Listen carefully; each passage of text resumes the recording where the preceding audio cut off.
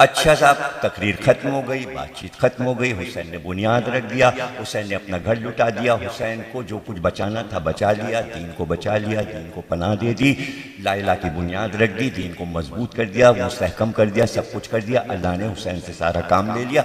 अब यहाँ पे सवाल ये उठा कि अल्लाह ने हुसैन को क्या दिया? हुसैन ने तो अपना सब कुछ दे दिया। अब ये तो रुबाई से अलग की बात है। रुबाई में जो कुछ उन्हें कहना था वो कह गए, उन्होंने शरह कर दी हुसैन मिन्नी व अना मिनल हुसैन की। ये तो हमारी आपकी बात है। अगर ना मिले तो क्या है, नारे अल्लाह तो क्या है। अबे हुसैन ने अपना काम कर दिया। इस खानदान की आदत ये है कि ये काम करते हैं और सिला नहीं मांगते।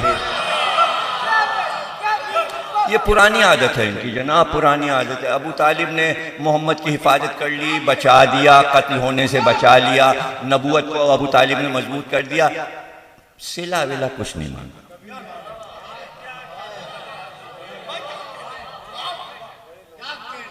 हाशिम ने अपने जमाने में अपना काम कर दिया था, मक्के वालों को खिला दिया पिला दिया, सब सिला। अब्दुल मुत्तलिब ने अपना काम कर दिया था, हज को मजबूत बना दिया, ये कर दिया, प्यासों को पानी पिला, सिला।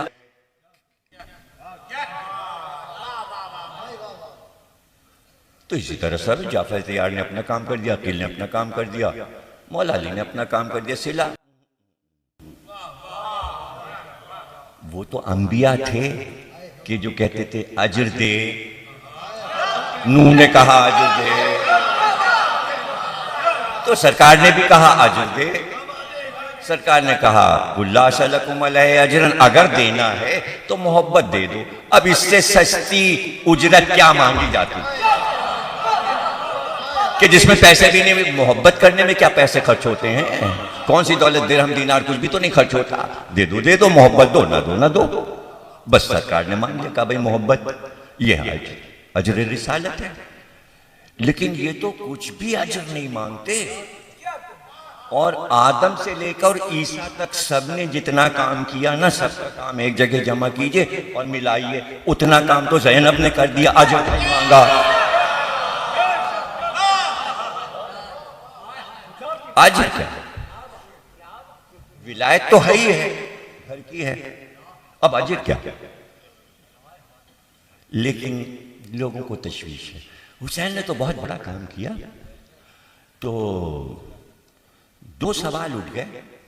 एक तो ये उठ गया सवाल कि भाई हुसैन जो है फ़ख्रे अंबिया के नवासे थे और सब कुछ इख्तियार में था, और अल्लाह रसूल को महबूब कहता था, और रसूल के महबूब नवासे थे, और 61 हिजरी में इतना जुल्म हुसैन पे हो गया, अल्लाह ने मदद ही नहीं की।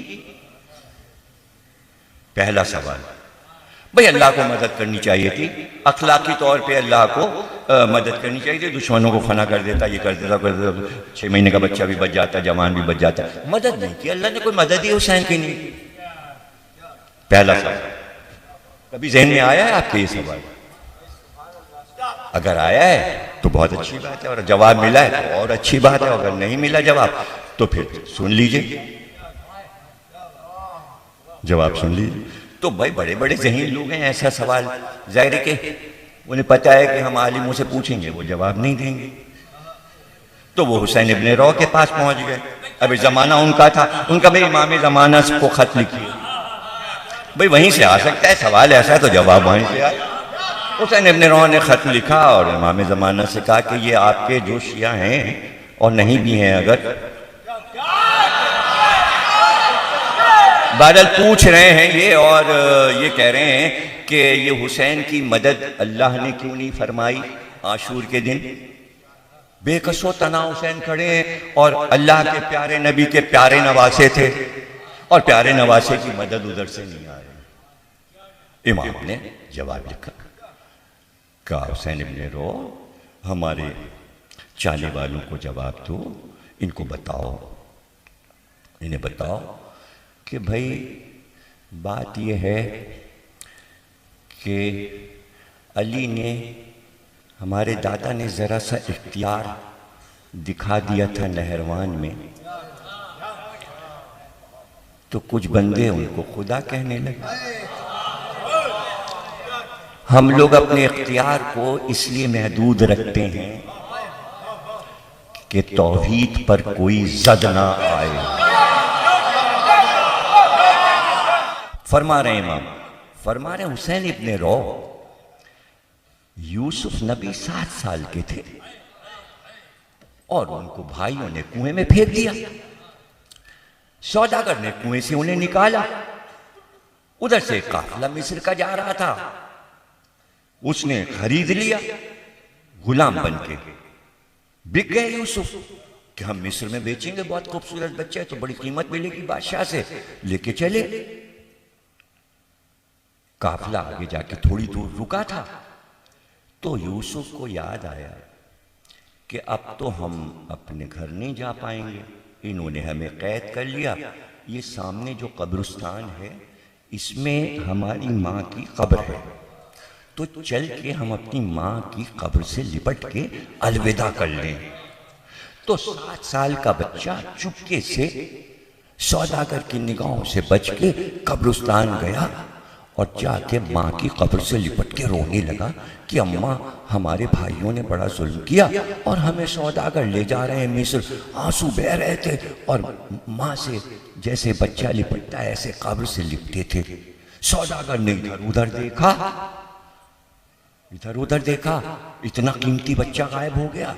सौदागर गुस्से में आ गया कि कहाँ चला गया। ढूंढते ढूंढते ढूंढते कब्रिस्तान पहुंच गए, देखा तो कब्र से बच्चा लिपटा हुआ था। तो गुस्से में तो था ही कि वो समझा बच्चा भागा है, तो बाजू पकड़ के गुस्से में सौदागर ने यूसुफ को कब्र से उठाया और एक तमाचा मुंह पे मारा यूसुफ के। जैसे ही थप्पड़ जो था यूसुफ के मुंह पे पड़ा, जमीन हिली, थरथराई और एक बार आसमान से सितारे टूटने लगे और तेज आंधी चलने लगी। यानी आसारे अजाब नजर आए कि एक नबी के बेटे के मुंह पे तमाचा पड़ा तो सौदागर सजदों में गिर गए, सजदों में गिर गए, माफिया मांगने लगे कि ये कोई बच्चा बहुत बड़ा बच्चा है। तो माफी मांगने लगे कि रब माफ कर दे, हमने इसे मारा। तो एक यूसुफ के एक तमाचे पर जमीन हिल सकती है। यूसुफ तो याकूब के बेटे थे, हुसैन तो मोहम्मद के बेटे थे। अगर इशारा कर देते, अगर इशारा कर देते, जमीन फट जाती, आसमान गिर जाता। यूसुफ से बुलंद थे, मगर वही मुसलमान सजदों में गिर के कहते, पहचान गए, हुसैन तुम ही खुदा हो, हुसैन तुम ही खुदा हो। रह गए, रह गए।